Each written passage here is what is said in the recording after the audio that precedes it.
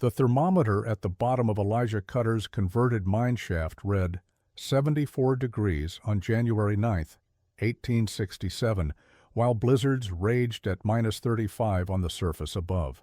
600 feet below ground, in chambers carved from abandoned silver workings, 43 refugees survived the worst winter in Colorado mining history without burning a single piece of wood for heat. Drop your location below and subscribe for more incredible survival stories from America's frontier. The rescue party descended into the Broken Crown mine on February 23, 1867, expecting to find frozen corpses in the abandoned shaft where desperate families had fled during the territory's deadliest blizzard. Captain Joseph Hartwell led 6 volunteers down deteriorating ladders into darkness, their lanterns revealing timbers that should have been coated with ice. Instead, warm air rose from below, carrying the impossible sounds of children singing and the scent of cooking food. At the 600-foot level, they emerged into a scene that defied comprehension. Carved chambers extended from the main shaft, illuminated by oil lamps and filled with living refugees. The temperature felt like late spring despite the killing cold above. Elijah Cutter greeted them calmly, offering fresh bread baked in ovens carved directly into rock walls that radiated natural heat. Behind him, 43 people continued daily routines as if wintering in a comfortable hotel rather than an abandoned mine. The conversion was masterful. What had been narrow mining tunnels now opened into proper rooms with smooth walls and level floors. Ventilation shafts drew fresh air through the workings without losing precious heat. Water dripped from collection points into carved basins, providing unlimited supply from underground sources. Most remarkably, the entire space maintained steady temperatures without any fires beyond small cooking flames. Hartwell's thermometer confirmed the impossible, 74 degrees at 600 feet depth, while the surface endured -35. The temperature gradient that miners had always noticed, but never utilized for shelter, had been transformed into salvation. Families who should have frozen in collapsed cabins above lived comfortably in the Earth's natural warmth. Children played in carved alcoves, while adults worked at crafts impossible in temperature-variable surface structures. The story that emerged challenged everything the territory believed about mine shaft dangers. While everyone knew abandoned mines meant death from cave-ins, bad air, or flooding, Elijah had spent 3 years systematically converting the Broken Crown into an underground paradise. His techniques for reinforcement, ventilation, and water management had created living spaces superior to any surface dwelling in extreme weather protection. Word spread rapidly as rescue parties returned to the surface. Newspaper reports struggled to explain how a, quote, zero mine had become sanctuary. Mining companies sent engineers to study the conversion. Government officials questioned whether underground living violated territorial regulations. But the evidence was undeniable. 43 people had survived in comfort, while surface dwellers froze. The abandoned shaft everyone feared had provided better shelter than the newest frame houses. Understanding how one grieving miner had discovered these principles required returning to 1862, when a sunrise cave-in had killed everyone Elijah Cutter loved and driven him to seek safety in the Earth's depths rather than on its unreliable surface. Dawn was breaking over the San Juan Mountains on September 15, 1862, when the overhead stope in the Lucky Strike mine began its fatal collapse.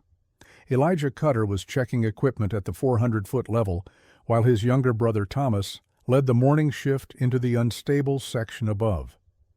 The mountain gave its warning, a grinding sound like millstones turning, but in the seconds available for escape, 19 men found only death as thousands of tons of rock reconfigured itself. The disaster struck during shift change, maximizing casualties.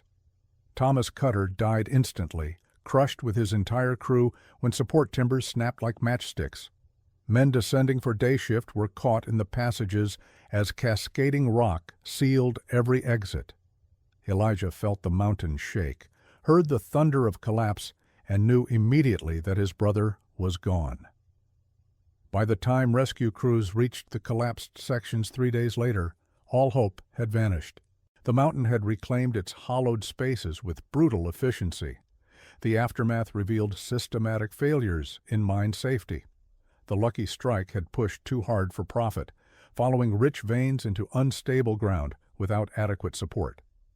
The bunkhouses where off-shift miners slept were ramshackle surface structures that provided minimal shelter. Men worked in dangerous conditions underground, then returned to freezing cabins that offered little recovery. The combination of underground hazards and surface exposure created dual threats that killed miners through accident or illness. Elijah spent weeks after the funeral in a grief-stricken haze, but his engineer's mind couldn't stop analyzing the collapse. The fatal section had shown classic warning signs: rock spalling, timber compression, water seepage indicating pressure changes. But the deeper puzzle was why miners accepted such conditions.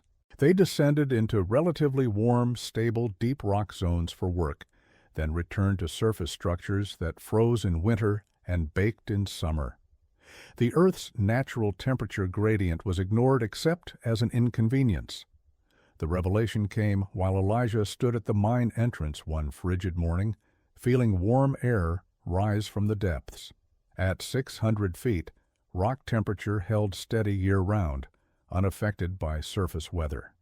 Miners had always known this, but considered it merely a curiosity. What if that consistent temperature could be utilized for living rather than just working? What if the dangerous parts of mining could be eliminated while harvesting the Earth's natural shelter? Obsession replaced grief as Elijah began studying abandoned mines throughout the district. Shafts closed due to played-out ore still maintained their temperature gradients. Deep workings that hadn't collapsed in decades proved certain rock formations remained stable indefinitely. The infrastructure existed, thousands of feet of tunnels accessing the Earth's warmth. They simply needed conversion from extraction spaces to living spaces. This radical reimagining would require techniques no miner had attempted, but Elijah had already lost everything to conventional thinking. The Earth that had taken his brother might provide sanctuary if approached with understanding rather than exploitation. The systematic exploration of abandoned mines throughout the San Juan district began in October 1862. As Elijah Cutter descended into shafts untouched for years, each abandoned working told stories of boom and bust, of fortunes extracted and lives lost. But Elijah read different lessons in the darkness. He measured temperatures at various depths, tested air quality, and assessed structural integrity with the eye of someone planning habitation rather than extraction. The Broken Crown mine proved most promising. Abandoned in 1858, when silver veins played out, its main shaft descended 800 feet through exceptionally stable granite. Unlike mines that followed twisting ore bodies, the Broken Crown had been engineered with unusual care: wide passages, proper ventilation raises, and systematic timbering that remained sound after 4 years of abandonment. Most significantly, the 600-foot level maintained a constant 74 degrees regardless of season. Elijah's notebooks filled with observations that would have puzzled conventional miners. He documented natural air circulation patterns, noting how temperature differentials created reliable convection.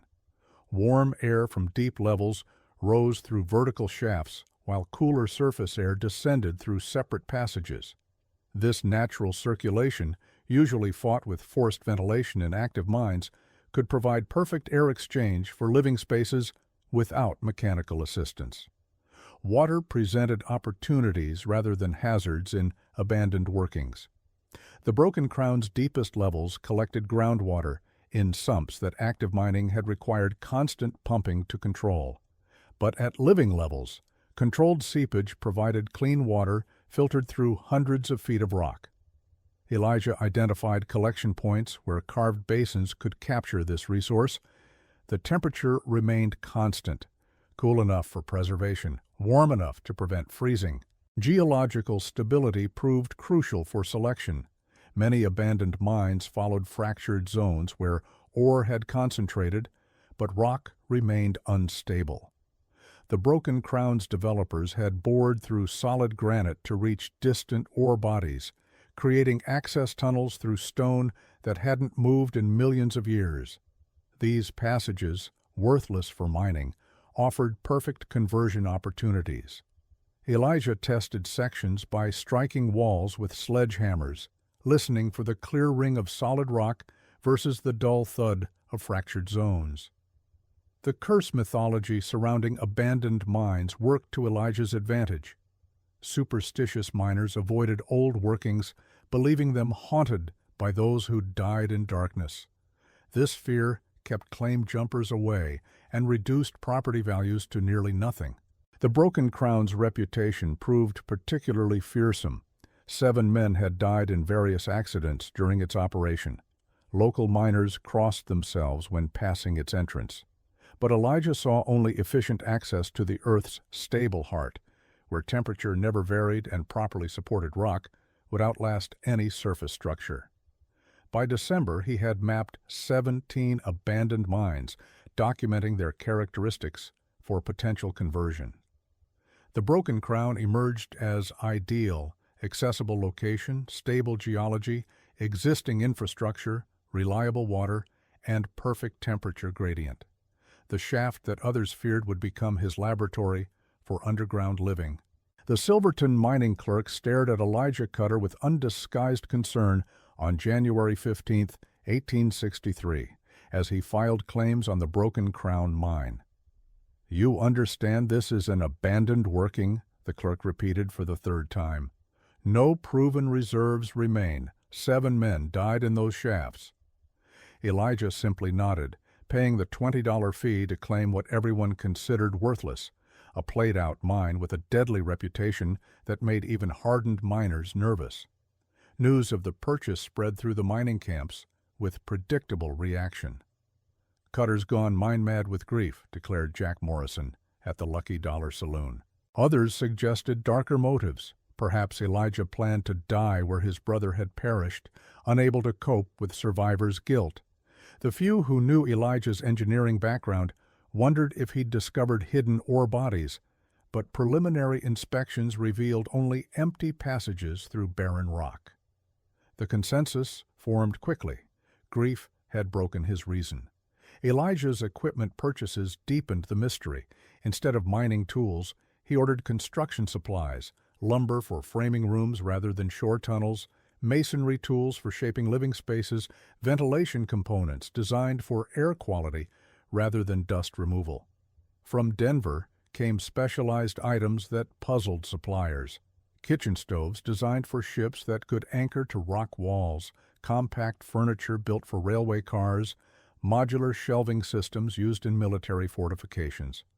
The hiring process revealed method behind apparent madness. Rather than recruiting miners, Elijah sought carpenters experienced in ship construction who understood building in confined spaces. He hired masons who'd worked on railroad tunnels, understanding how to shape rock for human comfort.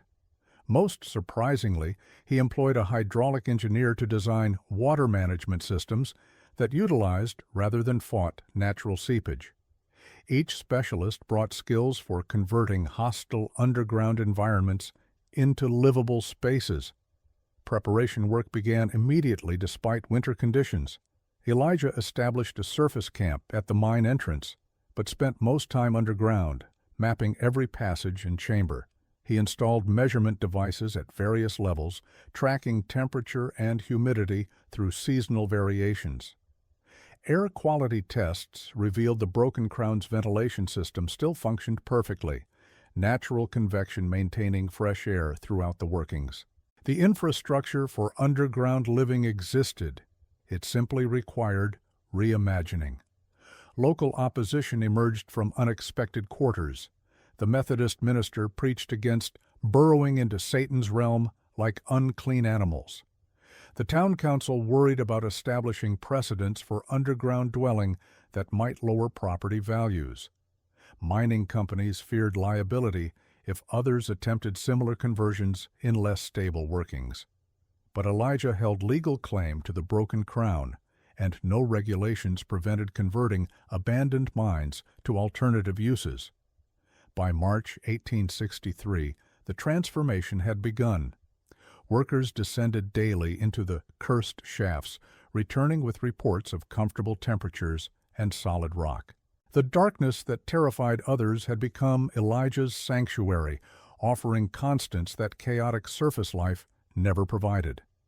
The claiming of darkness marked the beginning of an experiment that would revolutionize understanding of human habitation. The structural transformation of the Broken Crown mine began on April 1, 1863, as Elijah Cutter's carefully selected team descended with materials unlike any previously taken underground.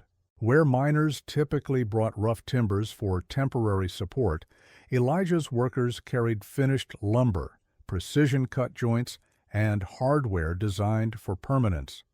The conversion from extraction space to living space required rethinking every aspect of underground construction. The existing timber supports, though sound after 5 years, needed systematic reinforcement for long-term habitation. Elijah developed a secondary support system that distributed loads more efficiently while creating architectural elements. Steel posts, shipped from Pittsburgh, sleeved over existing timbers, bearing weight, while the wood provided lateral stability. This redundancy ensured that even if wooden elements eventually failed, the steel skeleton would maintain structural integrity indefinitely. Chamber construction followed principles borrowed from naval architecture. Rather than excavating new spaces, Elijah modified existing stopes and drifts. Wide areas where ore had been removed became rooms with properly leveled floors and shaped walls. The technique involved minimal rock removal. Instead, workers built wooden frameworks within irregular spaces, creating square rooms inside natural cavities.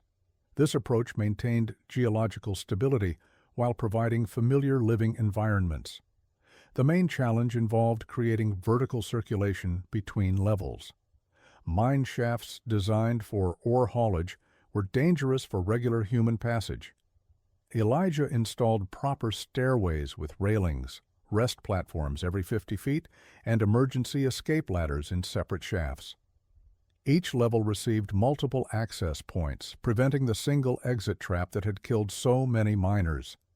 The vertical infrastructure transformed dangerous holes into comfortable passage systems. Ventilation received particular attention. Natural convection already moved air through the workings. But Elijah enhanced this with strategic modifications. He enlarged certain passages to increase flow rates while installing adjustable dampers to control circulation. The 600-foot level, chosen for primary habitation, sat perfectly in the convection cycle. Warm air from deeper levels rose past it, while cooler surface air descended through separate shafts. This created constant fresh air movement without drafts. Water management proved elegantly simple. Rather than fighting seepage as active mines did, Elijah channeled it into useful purposes. Carved channels directed water along passage walls into collection sumps. Sand and gravel filters cleaned the naturally filtered water further. Hand pumps installed at convenient locations provided access without the constant mechanical pumping that plagued working mines. The Earth's water became asset rather than hazard. By June, the 600-foot level had transformed beyond recognition. What had been dark tunnels following ore veins now featured whitewashed walls, level floors, and proper lighting. Support structures that would have seemed overbuilt for mining provided absolute security for habitation. The psychological transformation was equally important. Spaces that induced claustrophobia in their raw state now felt protective and comfortable. Workers who had descended reluctantly now spoke of the pleasant environment below. The earth had been reinforced not against collapse, but for embrace. July 1863 brought the scientific validation of principles Elijah Cutter had intuited through observation. Professor Marcus Stirling from the Colorado School of Mines descended into the Broken Crown to study what newspapers called Cutter's Underground Palace. His thermometric measurements revealed a phenomenon miners had always known but never exploited: the Earth's reliable temperature gradient that could provide perfect climate control at appropriate depths. Stirling's instruments confirmed what Elijah's body had told him. Surface temperatures fluctuated between -30 and 95 degrees annually. At 100 feet, this variation reduced to 20 degrees. By 300 feet, seasonal changes barely registered. At the 600-foot habitation level, temperature remained constant at 74 degrees, varying less than 2 degrees throughout the year. This stability came from the Earth's vast thermal mass, millions of tons of rock moderating any surface influence. The gradient itself fascinated Stirling. Temperature increased approximately 1 degree per 100 feet of depth, a rate consistent worldwide. This geothermal gradient meant deeper levels stayed warmer, creating the natural convection Elijah exploited for ventilation. Hot air from 1,000-foot depths rose continuously, drawing fresh surface air down through separate passages. The entire mine breathed through temperature differential, requiring no mechanical assistance. Humidity levels proved equally stable. Surface structures battled extreme variation: bone-dry winter air versus summer moisture. The mine maintained steady 50% humidity as rock surfaces naturally moderated moisture content. This prevented both the respiratory problems of dry air and the mold issues of excessive dampness. The Earth buffered humidity as effectively as temperature, creating ideal human comfort conditions without intervention. Stirling's analysis revealed why the 600-foot level proved optimal for habitation. Shallower depths experienced more temperature variation, while deeper levels became uncomfortably warm. The chosen depth sat in the sweet spot: warm enough for comfort, cool enough for exertion, stable enough for year-round consistency. The professor calculated that maintaining similar conditions in a surface structure would require enormous fuel consumption and constant adjustment. The scientific documentation transformed perception of Elijah's project. What seemed like desperate burrowing now appeared as sophisticated environmental engineering. Stirling's report to the territorial government noted, Quote 7.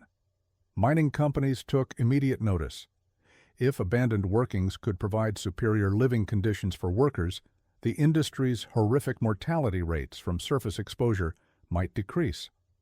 Railroad builders planning mountain routes saw applications for station construction. Military engineers recognized defensive advantages of temperature-stable underground facilities. The thermal gradient that had always existed suddenly became resource rather than curiosity. By August, delegations arrived weekly to study the Broken Crown conversion. Elijah conducted tours explaining how each feature utilized rather than fought natural conditions. The consistent warmth that had seemed mysterious now made perfect sense. The Earth's heat, rising from its molten core, provided what no amount of surface engineering could match: absolute climate stability. August 1863 marked the critical phase of waterproofing the Broken Crown's living chambers, a challenge unique to underground construction. Unlike surface buildings that shed water, Elijah Cutter's dwelling existed within water-bearing rock that seeped continuously through fissures. His solution drew from multiple sources: mining engineering, Roman cistern construction, and innovative materials that created habitable spaces where water enhanced rather than threatened comfort. The primary technique involved hydraulic cement imported from New York, a material that hardened underwater and bonded to wet rock. Elijah's team applied this in layers, starting with rough coats that filled major cracks and ending with smooth finishes that directed seepage into planned channels. Rather than attempting complete waterproofing, which thermal cycling would eventually crack, The system managed water flow predictably. Every chamber featured perimeter channels carved into floors, invisible beneath wooden walkways, but efficiently moving water to collection points. Natural fissures that would have been disasters in traditional construction became features in Elijah's design. Larger seeps were enhanced into decorative waterfalls that provided soothing sounds while humidifying air. Steady drips were channeled into carved basins that residents could use for water collection. The integration philosophy extended to moisture management, working with geological reality rather than attempting impossible barriers. This approach prevented the hydraulic pressure buildup that destroyed rigid waterproofing. The airlock system represented Elijah's most innovative feature. Recognizing that temperature control required preventing mixing of different air masses, he created transition chambers between levels. These spaces, sealed with heavy doors at each end, allowed movement while maintaining thermal separation. Visitors entering from freezing surface conditions could warm gradually without shocking the stable environment below. The airlocks also provided emergency shelter if passages became blocked. Emergency preparations addressed the universal fear of underground entrapment. Elijah installed multiple escape routes at each level, including narrow passages, barely wide enough for human passage that connected to separate shafts. Emergency supply caches contained food, water, candles, and tools at strategic locations. Glow-in-the-dark paint, a recent innovation using radium compounds, marked escape routes visible even in total darkness. These precautions exceeded anything in working minds. The systematic approach to underground hazards impressed even skeptical miners. Carbon dioxide accumulation, the invisible killer in many mines, was prevented through natural convection and monitoring stations. Radon, not yet understood scientifically but recognized as bad air by experienced miners, was managed through ventilation patterns that prevented accumulation. Each safety system integrated into the overall design rather than being added as an afterthought. By September, the sealed and secure underground chambers bore no resemblance to the dangerous mine shafts in public imagination. Visitors descending expected dank, threatening passages, but found dry, well-lit spaces with fresh air and comfortable temperatures. The waterproofing system had transformed a hostile environment into one superior to surface structures that leaked in rain and cracked from frost. The underworld had been sealed not against human presence, but for it. Winter 1863 arrived with particular vengeance in the Colorado high country, providing the perfect test for Elijah Cutter's underground dwelling. December brought temperatures of -25 and snow depths exceeding 12 feet in the valleys. Mining camps struggled as surface structures failed against the cold, frozen pipes, collapsed roofs, and fuel shortages that left families huddled around inadequate stoves. The Broken Crown mine, feared and avoided by all, maintained its steady 74 degrees 600 feet below the suffering. Elijah documented everything meticulously that first winter underground. His thermometers showed less than 1 degree variation despite the surface chaos. The ventilation system self-regulated perfectly. When surface temperatures dropped, the temperature differential with deep levels increased, accelerating natural convection that brought more warm air up from below. Humidity remained optimal as rock surfaces absorbed excess moisture when cooking and released it during drier periods. The earth proved a better climate controller than any mechanical system. The psychological adjustment to underground living proved easier than anticipated. Rather than feeling trapped, Elijah experienced profound security knowing that no storm could touch him. The constant temperature allowed activities impossible in structures that required continuous fire tending. He established workshops where precision crafts thrived in stable conditions. His underground garden experiments, using reflected lamplight, produced fresh herbs when surface gardens lay buried under snow. The depth that others feared had become sanctuary. Fuel consumption comparisons astounded everyone. Surface dwellings burned 4 to 6 cords of wood that winter, with families still suffering from cold. Elijah used small cooking fires totaling less than 1/10 of a cord. The Earth's heat, rising from depths where rock approached the planet's molten core, provided what no amount of wood could match. This essentially free heating came with no fire risk, no smoke, no ash handling, and no middle-of-the-night stoking requirements. Social isolation proved the greatest challenge. Miners and their families, already suspicious of the broken crown, grew more fearful as Elijah thrived underground. Rumors spread of unnatural pacts that allowed comfortable survival in Satan's realm. The minister preached specifically against those who reject God's surface for the devil's depths. But practical miners noted Elijah's robust health when he emerged for supplies, comparing it to their own winter-weakened conditions. The spring emergence in April 1864 provided dramatic validation.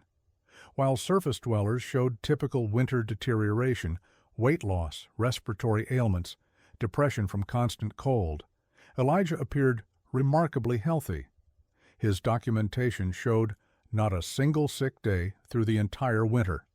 Constant temperatures had eliminated the stress of thermal adaptation.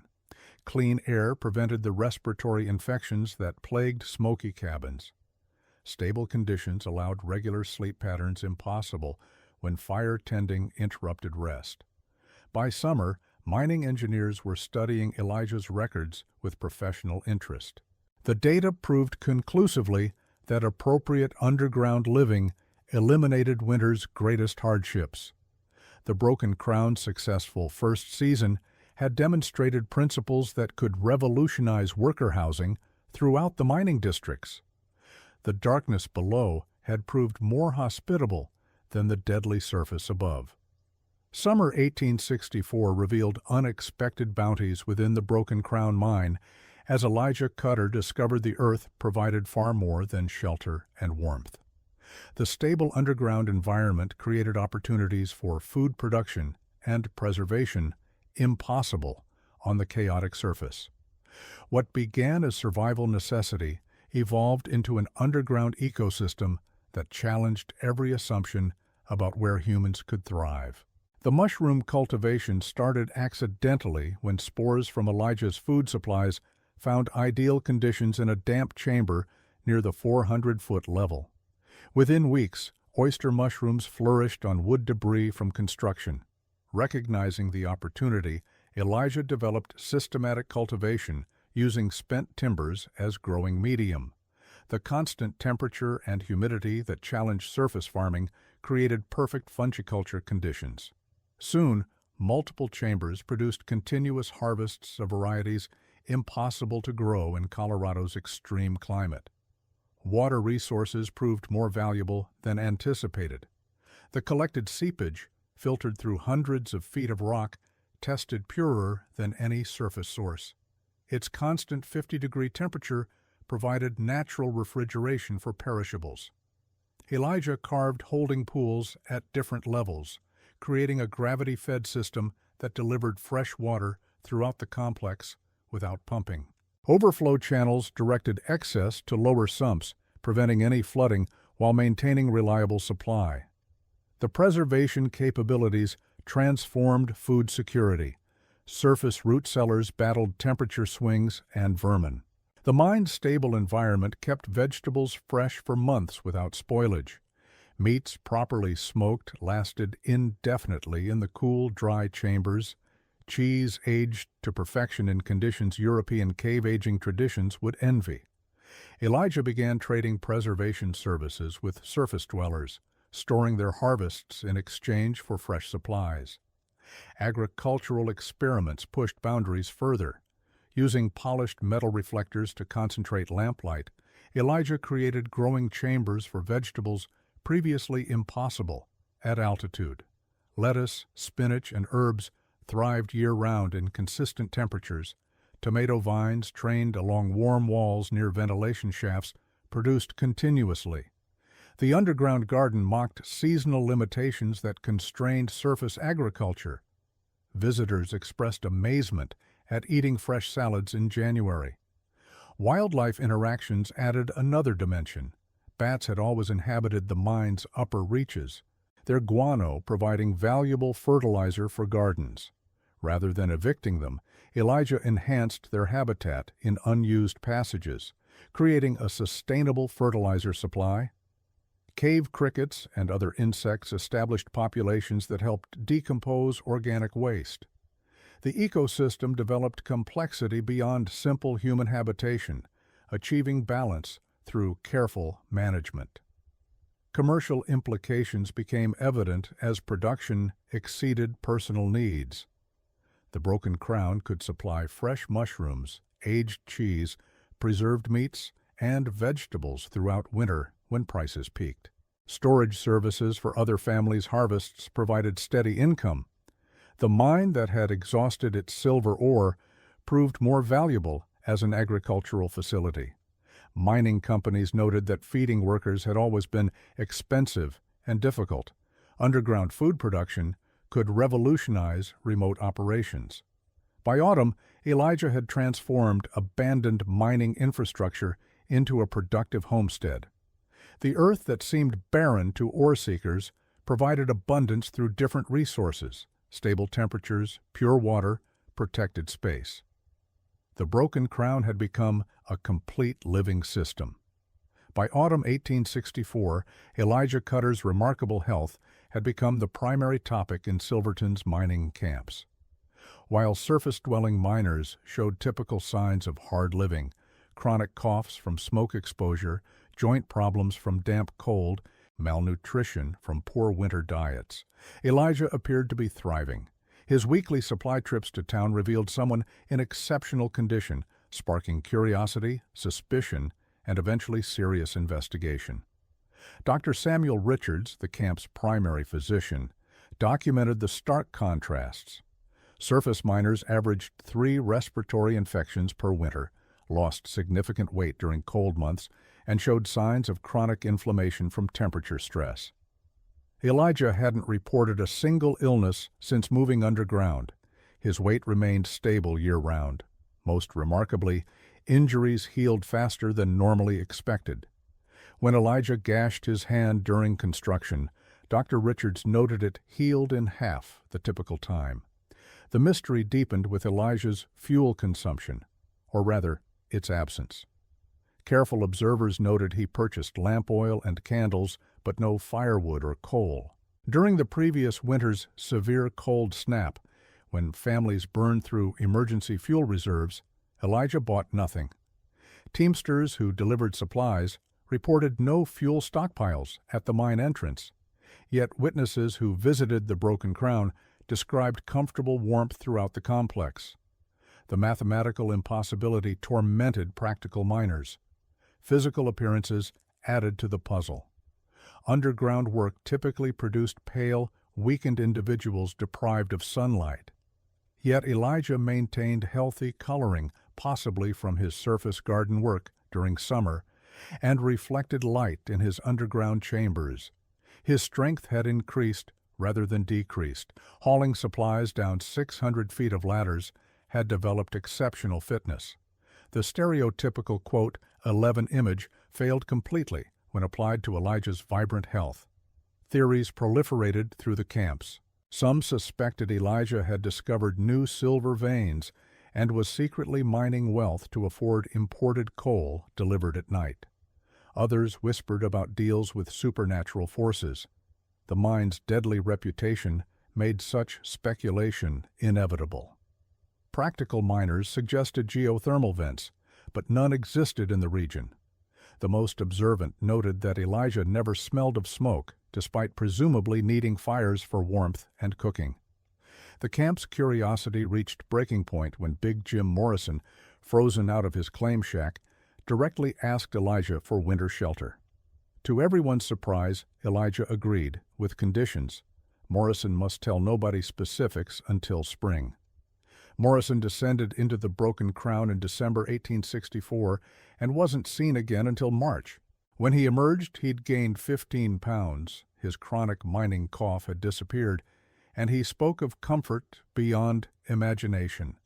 But honoring his promise, he revealed nothing about how it was achieved.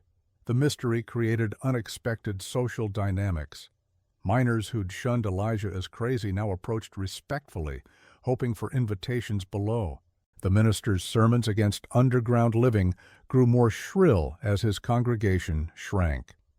Property values for abandoned mines increased as speculators wondered if similar conversions were possible. The broken crown had transformed from cursed ground to coveted secret. Spring 1865 brought ambitious expansion as Elijah Cutter began connecting multiple levels of the broken crown into an integrated underground complex. The success of single-level habitation had proved the concept, but Elijah envisioned something grander, a multi-story underground building utilizing different temperature zones for specialized purposes. This phase would transform a successful dwelling into a revolutionary living system. The vertical planning reflected sophisticated understanding of the mine's thermal gradient. The 400-foot level, slightly cooler at 70 degrees, became dedicated food storage and workshops, where lower temperatures benefited both preservation and comfort during physical labor. The 600-foot primary living level maintained its perfect 74 degrees. The 800-foot level, approaching 80 degrees, housed specialized chambers for activities benefiting from warmth, laundry drying, bathhouse facilities, and experimental tropical plant cultivation. Connection between levels required careful engineering to maintain temperature separation while allowing convenient movement. Elijah designed spiral staircases within enlarged ventilation raises, creating architectural features from mining infrastructure. Each stairway included rest platforms with seating, transforming necessary vertical travel into comfortable progression. Double-door airlocks at level transitions prevented temperature mixing while maintaining the natural convection that powered ventilation. The workshop expansion attracted particular attention from visiting engineers. Traditional surface workshops suffered from temperature variations that affected precision work. Metal expanded and contracted, wood warped, glues failed. Elijah's constant temperature workshops allowed craftsmanship impossible above ground. He installed a forge at the deepest level, where higher temperatures reduced fuel needs. Metalworking, woodworking, and leather crafting areas each occupied temperature zones optimal for their materials. Water management became more sophisticated with multi-level development. Elijah created a cascade system where water collected at upper levels flowed through channels to lower areas, driving simple machinery along the way. A water-powered ventilation fan supplemented natural convection. Small turbines charged batteries for improved lighting. The falling water that plagued active mines became a power source in Elijah's design. Each level utilized water before passing it downward, maximizing resource efficiency. Living spaces expanded to include amenities previously impossible underground. A library occupied a quiet chamber with excellent natural acoustics. The bathhouse at the warm lowest level featured heated pools carved from solid rock, filled with mineral-rich water from deep sources. An exercise chamber provided year-round physical activity space when surface weather prevented outdoor work. Each addition utilized the mine's natural characteristics rather than fighting them. By summer's end, the broken crown encompassed over 10,000 square feet of developed space across 3 primary levels. Visitors required hours to tour the complete facility, repeatedly expressing amazement at comfort levels exceeding the finest surface hotels. The abandoned mine had become a vertical city, demonstrating how underground space could provide superior living conditions. Mining companies studying the expansion recognized applications for permanent settlements in harsh climates. The network proved that underground development could match or exceed any surface construction while using the Earth's free resources. December 15, 1866, brought weather that exceeded even veteran miners' experience. A perfect storm combining Arctic temperatures, hurricane-force winds, and snow falling at rates of 6 inches per hour. The blizzard struck without warning, trapping surface residents in whatever shelter they occupied when visibility dropped to zero. Within hours, drifts exceeded 20 feet. Cabins designed for normal snow loads groaned under unprecedented weight. The temperature plummeted to -45, cold enough to freeze exposed flesh in seconds. Mining camps across the region faced immediate catastrophe. The Lucky Dollar Saloon's roof collapsed at midnight, killing 6 men in their bunks. Surface miners in remote claims froze in cabins when fuel supplies proved inadequate for the extreme cold. Communication between camps became impossible as snow buried trails under 30-foot drifts. Rescue attempts failed when would-be rescuers couldn't navigate in zero visibility. The storm's fury continued for 8 days without break. Word of the Broken Crown's shelter capacity had spread through mining camps, despite Elijah's preference for privacy. As the blizzard intensified, desperate families began arriving at the mine entrance. Some carried unconscious members suffering from hypothermia. Elijah faced a moral crisis. His carefully managed space could be overwhelmed by refugees, but turning away freezing families meant certain death. His decision came instantly. The mine doors opened to all who sought shelter. The organized descent began immediately. Elijah stationed guides with lanterns at 100-foot intervals down the main shaft. Stronger refugees helped carry children and elderly. The temperature transition from -45 surface to 74 degrees at depth required careful management to prevent shock. The airlock chambers proved invaluable, allowing gradual warming. Within 24 hours, 43 people occupied spaces designed for one, yet the mine systems handled the load. The multi-level development proved prescient. Families occupied different chambers based on needs, elderly in the warmest areas, active adults in cooler workspaces. The extensive food storage fed everyone adequately. The water system provided for all without strain. Most remarkably, air quality remained excellent as natural convection scaled with occupancy. More people meant more heat, driving stronger ventilation. The Earth systems adapted automatically to increased load. Community formation happened organically in the crisis. Adults organized work parties to maintain systems and prepare meals. Children attended improvised schools in the library chamber, their education continuing despite the surface catastrophe. Evening entertainment in the main gathering hall included music, storytelling, and games. The forced underground congregation created bonds that would last lifetimes. Religious services, led by various denominational representatives, thanked the earth for shelter rather than condemning it. When rescue parties finally reached Silverton on December 27th, they found devastation throughout the region. Over 100 deaths were documented in mining camps, with entire families frozen in collapsed cabins. The Broken Crown mine stood as the singular exception. 43 refugees emerged healthy and well-fed from depths that conventional wisdom called deadly. The contrast was absolute and undeniable. Elijah's underground sanctuary had saved more lives in one storm than the mine had taken in its entire operating history. The 43 refugees sheltering in the Broken Crown mine during the blizzard of '66 created an underground community that challenged every social convention of mining camp life. Surface divisions by nationality, economic status, and religious denomination dissolved in the face of shared survival. The Welsh miners who normally wouldn't speak to Irish workers now shared meals. The Protestant minister found himself discussing theology with Catholic families. The mine that had divided communities through death now united them through life. Organization emerged through necessity rather than hierarchy. Maria Gonzalez, wife of a Mexican silver miner, proved exceptional at coordinating meal preparation for large groups using limited resources. Her ability to stretch supplies while maintaining nutrition earned universal respect regardless of the prejudices she faced above ground. Thomas O'Brien, a former military sergeant, organized security rotations and maintenance duties without pulling rank.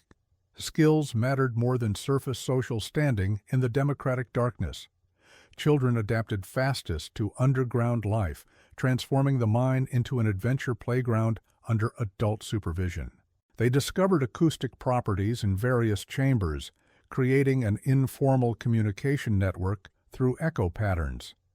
Their games of hide-and-seek in safe passages revealed shortcuts adults had missed. Most importantly, children from feuding families played together naturally, their parents forced to reconsider inherited animosities while watching innocent cooperation.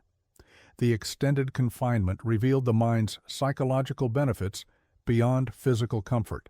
Surface blizzards created constant anxiety, howling winds, creaking timbers, the fear of roof collapse. The mine's massive stability provided profound security. People slept deeply for the first time in years, unworried about midnight emergencies. The steady temperature eliminated the stress of maintaining fires. Conversations could proceed without shouting over storms. Mental health improved dramatically in the silent depths. Cultural exchange flourished in the enforced intimacy. Mexican families taught traditional crafts using materials from Elijah's workshops. Irish miners shared ballads that echoed beautifully in stone chambers. Chinese workers, usually isolated in their own camps, demonstrated cooking techniques that maximized nutrition from minimal ingredients. The underground sanctuary became an inadvertent cultural center where diversity strengthened rather than divided the community. Religious observances took on new meaning in the cathedral-like chambers. The minister who had condemned underground living now preached about divine providence providing shelter in unexpected forms. Jewish families observed Sabbath with improvised candles. Catholic masses used natural rock formations as altars. The earth that various doctrines had called profane proved more sacred than structures built by human hands. Theological flexibility increased when salvation came from below rather than above.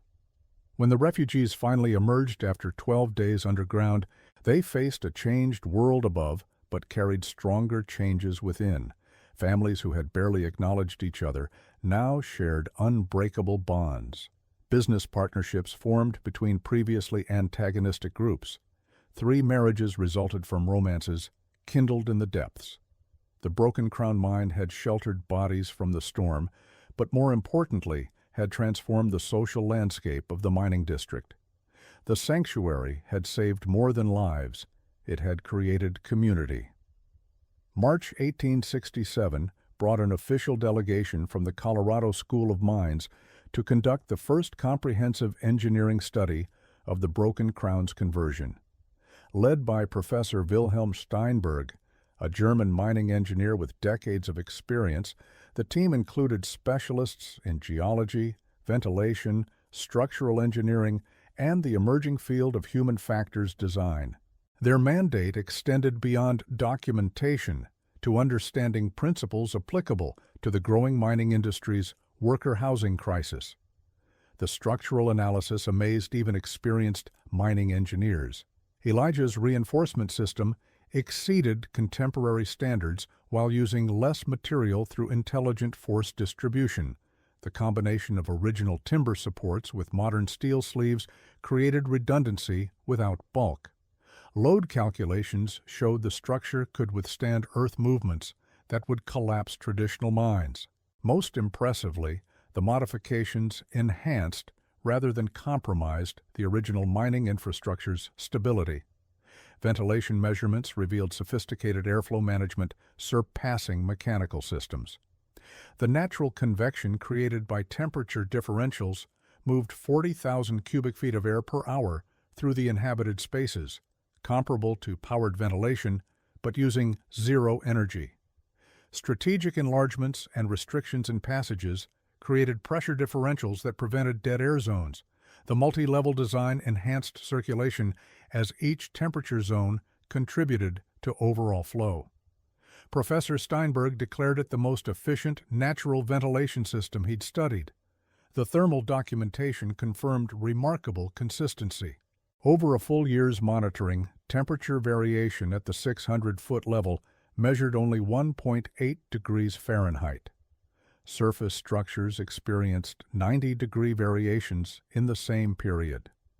The energy savings calculations proved staggering. Maintaining similar comfort in surface buildings would require 400 tons of coal annually. The Broken Crown achieved superior conditions using only the Earth's gratuitous heat, saving approximately $800 per year in fuel costs. Human factors assessment revealed unexpected psychological benefits.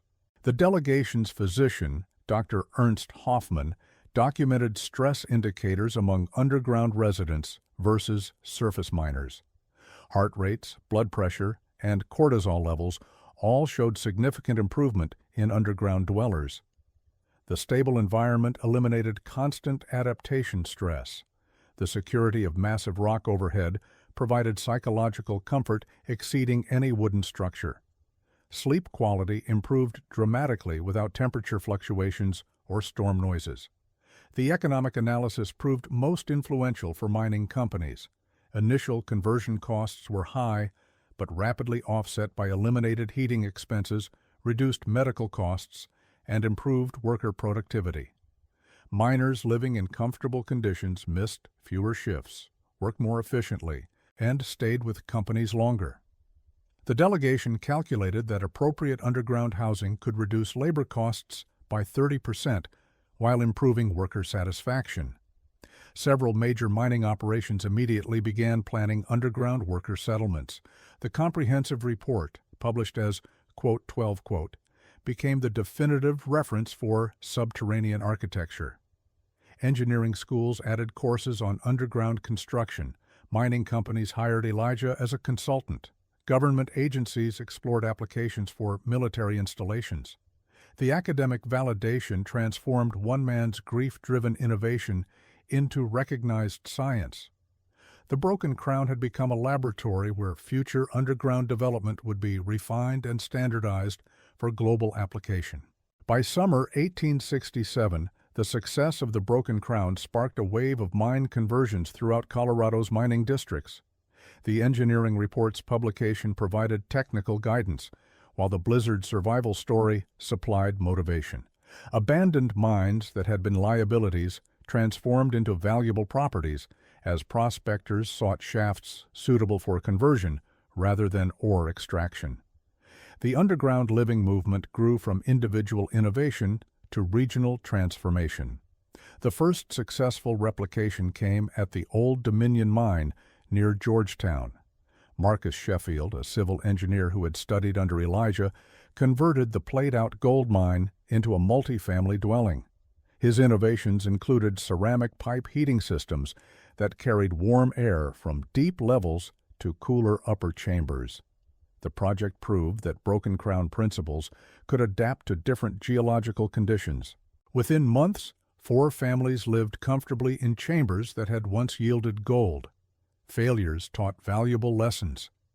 The Jasper Creek mine conversion collapsed when improper water management undermined supports. The builders had ignored Elijah's emphasis on working with natural drainage rather than fighting it. The Lucky Lady mine proved too unstable for safe conversion, its following of fractured ore zones creating inherent weakness. These failures reinforced that successful conversion required careful site selection and respect for geological realities, not just enthusiasm for underground living.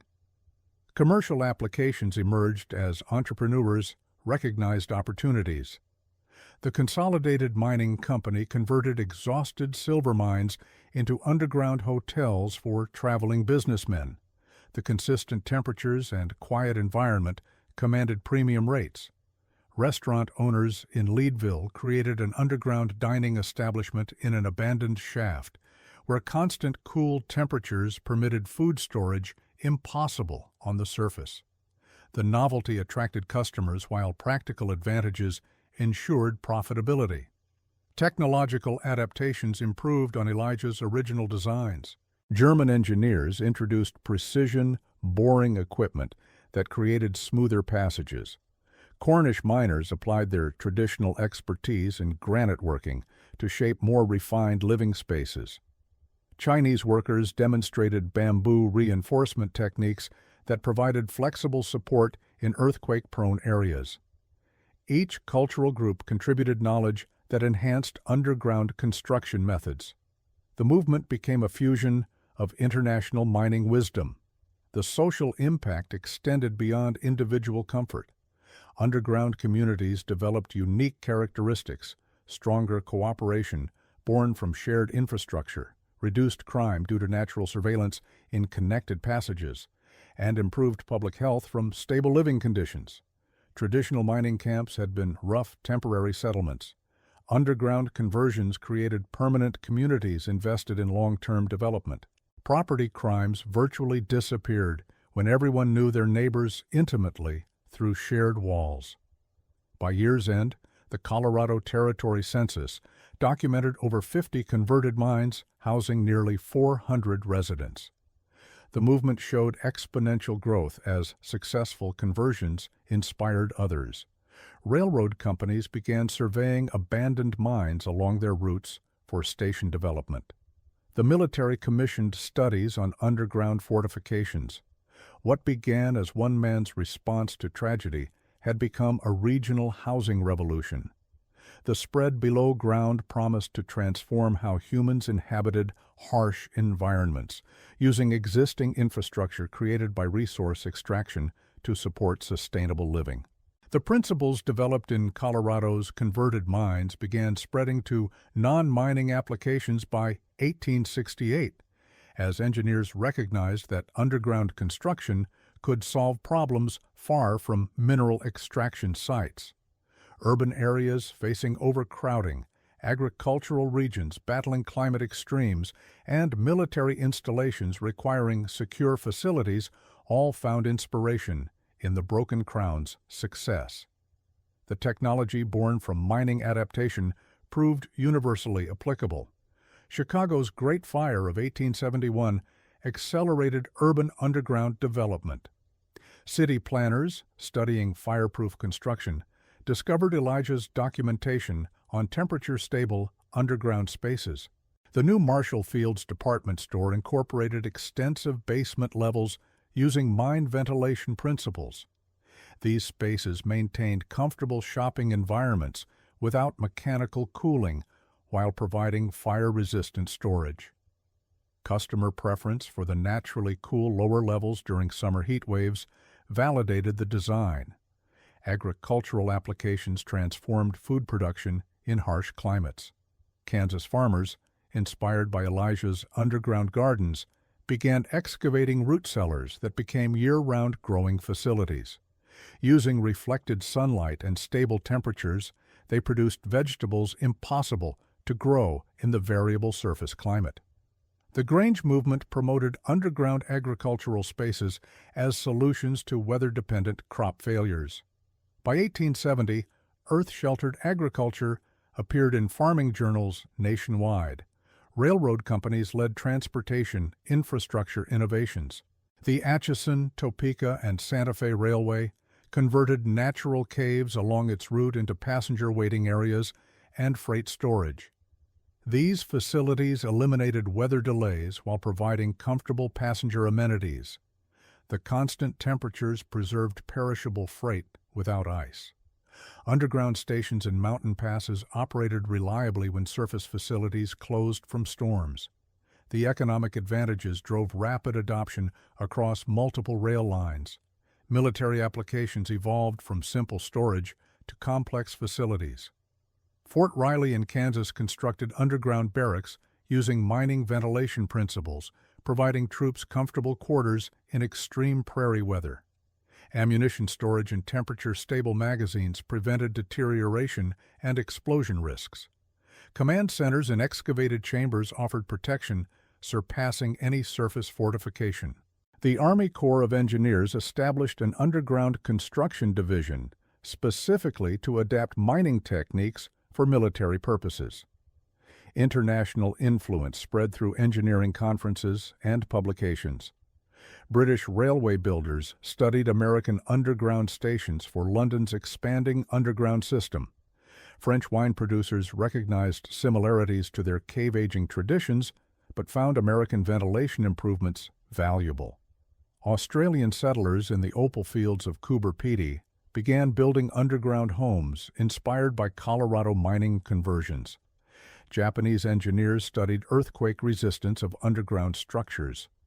The transformation reached beyond physical construction to philosophical approaches about human habitation.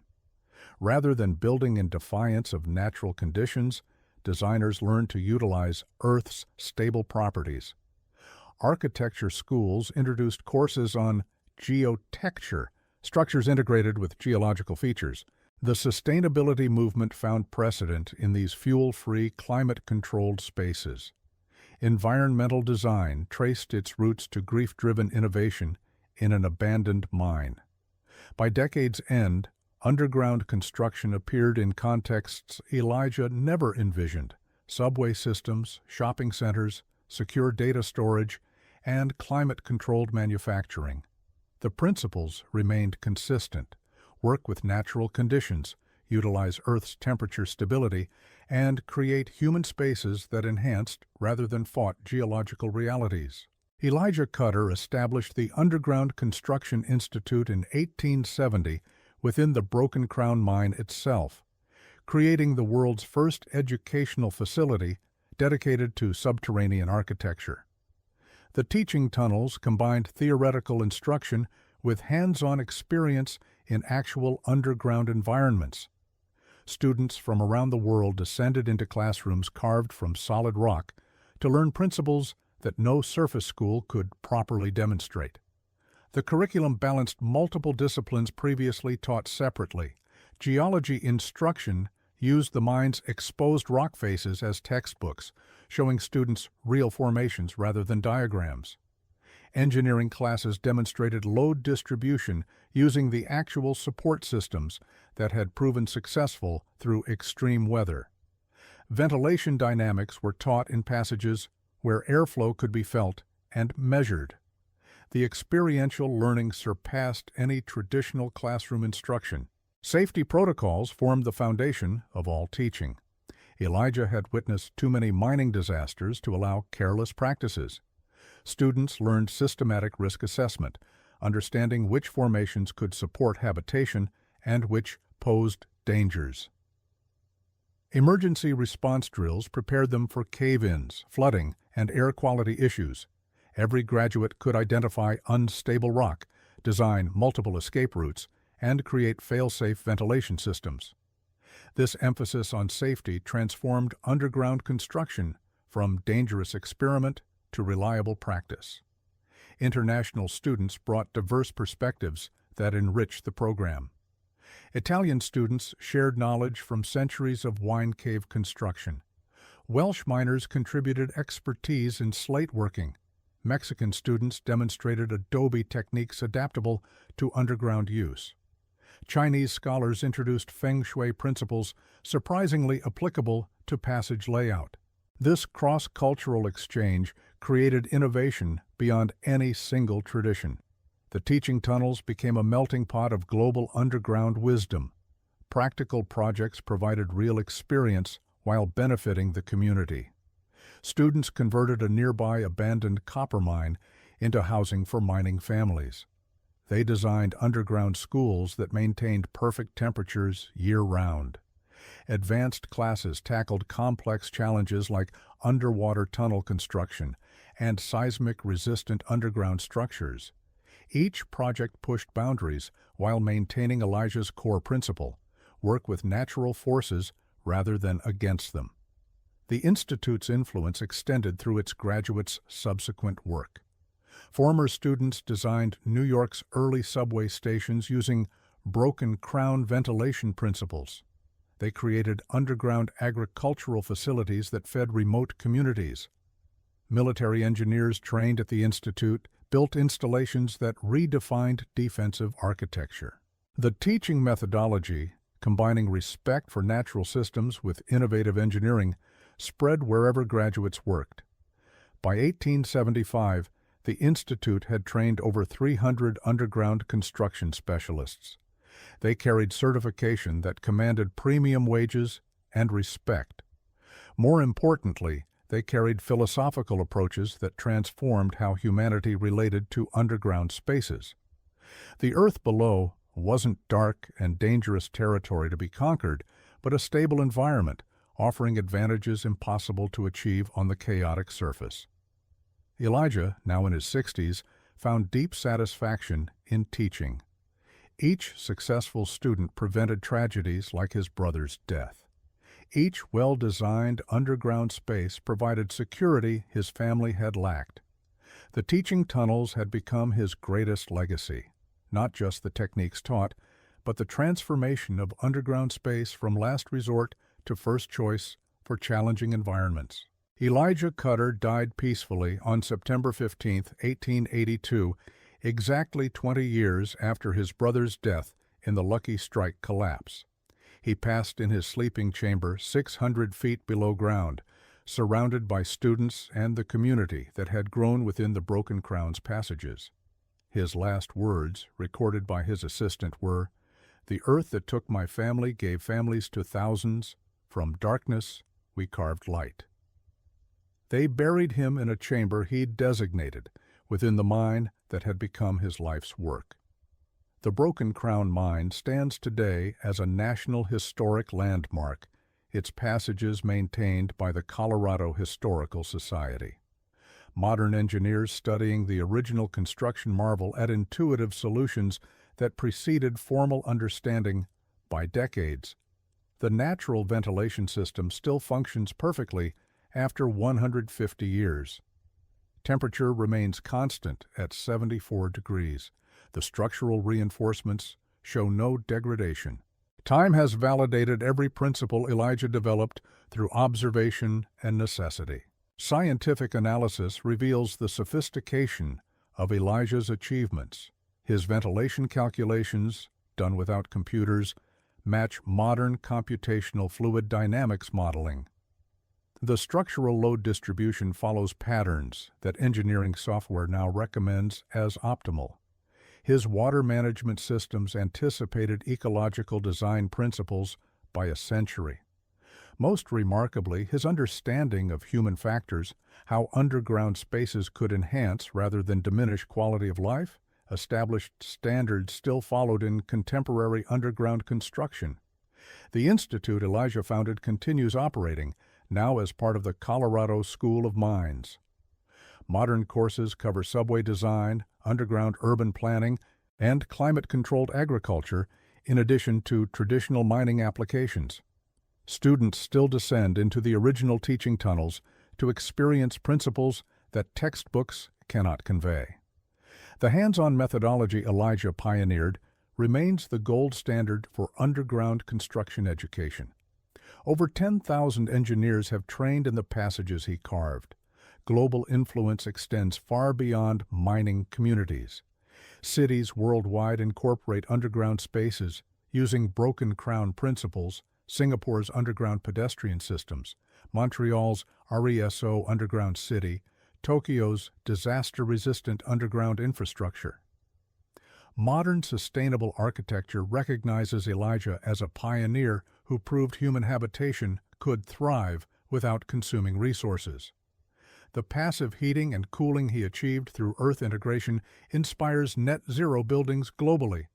Climate change makes his innovations more relevant each year. The human legacy surpasses technical achievements. Thousands trace their ancestry to families who survived blizzards in the Broken Crown. Communities formed in crisis depths developed bonds that persist through generations.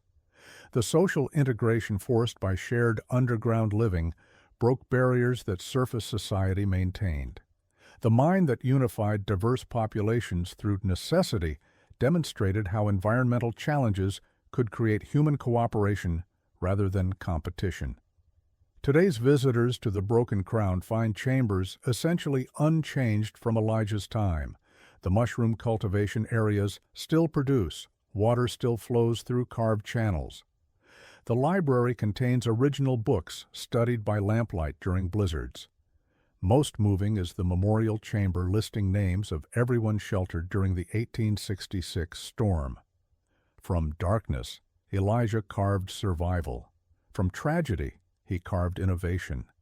From abandoned depths, he carved a future where humanity learned to live with the earth rather than despite it.